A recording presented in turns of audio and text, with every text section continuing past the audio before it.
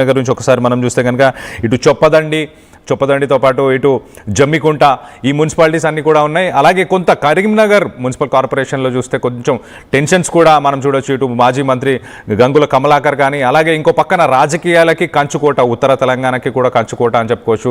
ఒక రకంగా ఇది కంచుకోటగా గతంలో ఉన్న బీఆర్ఎస్ ప్రభుత్వం కూడా ఇటు కేంద్ర మంత్రి బండి సంజయ్ ఫ్యాక్టరీ ఎలా ఉండబోతుంది, మొత్తానికైతే అరేంజ్మెంట్స్ కూడా ఎలా ఉన్నాయో తెలుసుకునే ప్రయత్నం చేద్దాం. ఇటు లేటెస్ట్ అప్డేట్స్ అందించడానికి ఇటు మా ప్రతినిధి చంద్రశేఖర్ అందుబాటులో ఉన్నారు. చంద్రశేఖర్, చెప్పండి, ఎలాంటి అరేంజ్మెంట్స్ జరిగాయి, ఎలాంటి ఫ్యాక్టర్స్ ప్లే చేయబోతున్నాయి, అలాగే మొదటి రౌండ్స్ ఎప్పుడు ఫినిష్ అయ్యి క్లారిటీ వచ్చే అవకాశం ఉంది?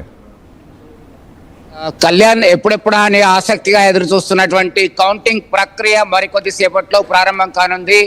కరీంనగర్ మున్సిపల్ కార్పొరేషన్ కి సంబంధించి 66 డివిజన్లు ఉన్నాయి. దాదాపుగా వీళ్ళంతా కూడా ఎవరి ఎక్స్పెక్టేషన్ తో వారు ముందుకెళ్తున్నారు. పోలీస్ యంత్రాంగం 3 అంచెల భద్రతా వ్యవస్థ ఏర్పాటు చేయడం జరిగింది.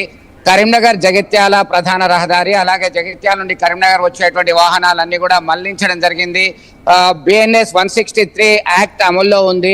గతంలో మనం 144 సెక్షన్ అనేవాళ్ళము. ఇదంతా కూడా మనం ప్రస్తుతం కరీంనగర్ లో ఉన్నటువంటి ఎస్ఆర్ఆర్ కళాశాల ఇండోర్ స్టేడియంలో దగ్గర కౌంటింగ్ ప్రాసెస్ అనేది కొనసాగడానికి సిద్ధంగా ఉంది. ఇక్కడ 66 టేబుల్ ఉన్నాయి. 66 టేబుల్లకు సంబంధించి 66 డివిజన్లకు సంబంధించి 66 టేబుల్లు, ఒక సూపర్వైజర్, అబ్జర్వర్, 2 అసిస్టెంట్ ఉంటారు. దానిలో ముందుగా పోస్టల్ బ్యాలెట్ కౌంటింగ్ చేస్తారు. కౌంటింగ్ చేసిన తర్వాత పక్కన పెడతారు.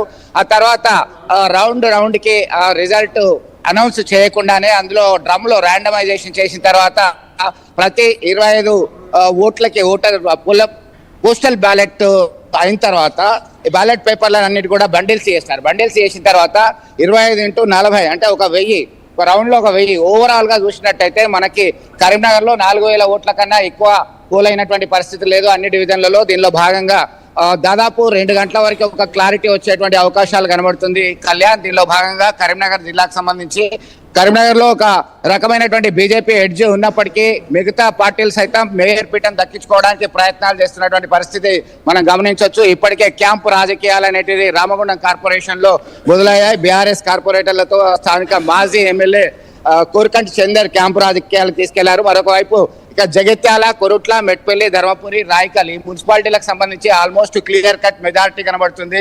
దీనిలో భాగంగా కొరుట్ల, మెట్పల్లికి సంబంధించి హంగ్ వచ్చేటువంటి నేపథ్యంలో వారు సైతం క్యాంపు రాజకీయాలకు వెళ్తున్నారు. మరొక వైపు జమ్మికుంట, హుజరాబాద్ కు సంబంధించి సైతం కొంత ట్రయాంగిల్ టఫ్ కాంపిటీషన్ కనబడుతున్నటువంటి నేపథ్యంలో రాజకీయ పార్టీలకు సంబంధించిన నేతలందరూ కూడా హై అలర్ట్ కావడం జరిగింది. ప్రతి ఒక్క స్థానం మున్సిపాలిటీ సైతం చాలా ఇంపార్టెంట్, చాలా కీలకమైనటువంటి నేపథ్యంలో పావులు కదుపుతున్నటువంటి పరిస్థితి.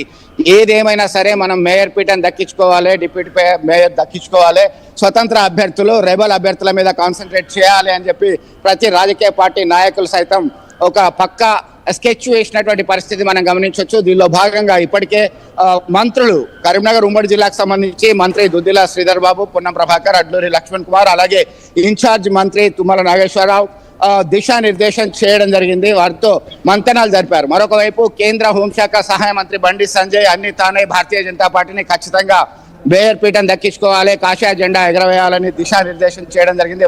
వారితో సైతం ప్రైవేట్ గా మంతనాలు జరపడం జరిగింది. మొత్తం మీద ప్రతి రాజకీయ పార్టీకి సంబంధించి. మరొక వైపు బీఆర్ఎస్ కి సంబంధించి మాజీ మంత్రి, స్థానిక ఎమ్మెల్యే గంగుల కమలాకర్ సైతం బీఆర్ఎస్ కి కనీస స్థానాలు ఖచ్చితంగా వస్తాయనేటువంటి ధీమాలో ఉన్నారు. అన్నప్పటికీ MIM, all India Forward Bloc, అలాగే స్వతంత్ర అభ్యర్థులు ఎవరికి మద్దతు ఇస్తారనే దాని మీద క్లారిటీ మనకు ఆల్రెడీ వచ్చేసింది. దీనిలో భాగంగానే ఒక రాజకీయంగా ఆసక్తి నెలకొంది. ఇక రాజన్న సిరిసిల్ల జిల్లాకు వచ్చేసరికి 2 మున్సిపాలిటీలు ఉన్నాయి. వేములవాడలో ఒక ట్రయాంగిల్ టఫ్ కాంపిటీషన్ లో బీఆర్ఎస్ కాస్త ఎడ్జ్ లో ఉంది. దీనిలో భాగంగా స్థానిక ఎమ్మెల్యే ప్రభుత్వ వైపు ఆది శ్రీనివాస్ ఖచ్చితంగా మున్సిపల్ చైర్మన్ పదవిని దక్కించుకోవాలని చెప్పేసి పావులు కదుపుతున్నటువంటి నేపథ్యం అక్కడ ట్రయాంగిల్ కాంపిటీషన్ లో వేములవాడకు వచ్చేసరికి.